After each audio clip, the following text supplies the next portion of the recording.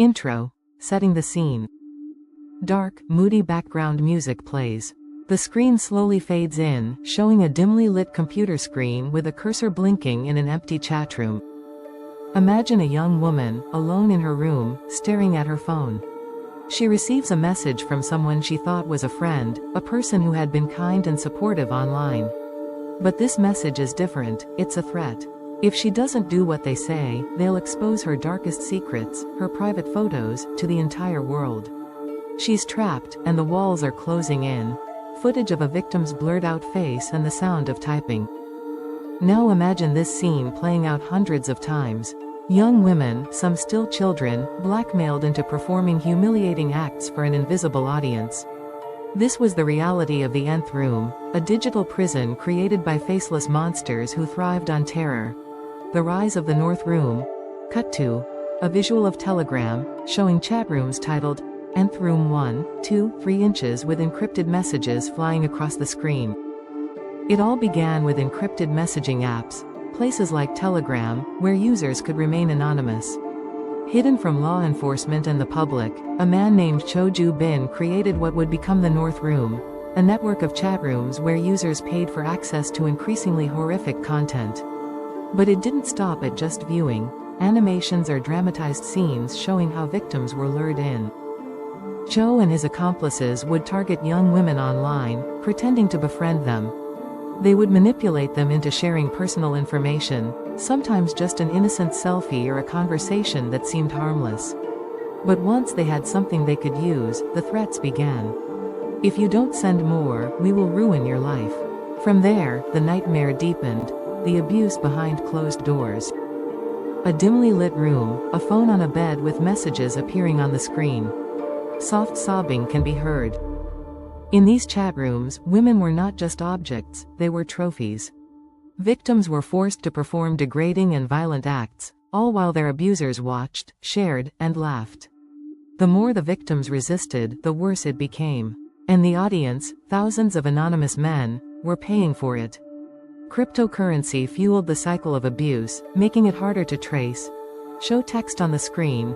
Over 260,000 people accessed these rooms. These weren't isolated incidents. This was a full-scale operation, with up to 260,000 users accessing the Nth Rooms, each paying for the next level of cruelty. The victims? Some as young as middle school students. The monster behind it.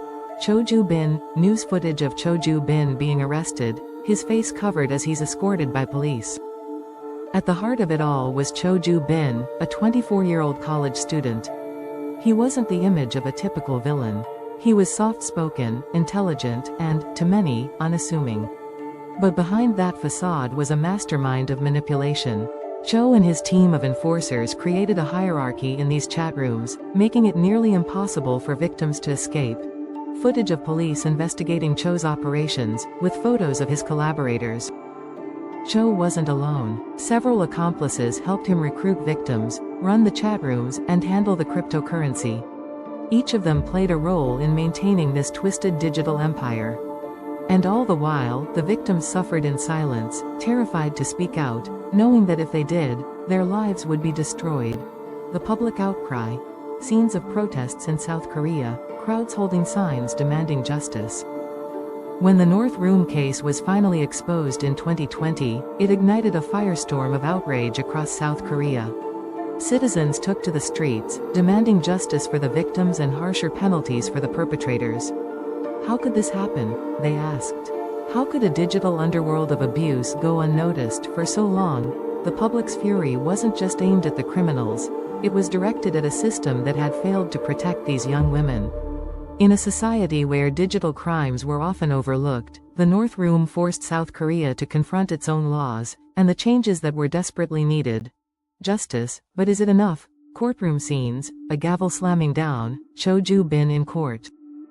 In March 2020, Cho Bin was arrested, and soon after, sentenced to 40 years in prison.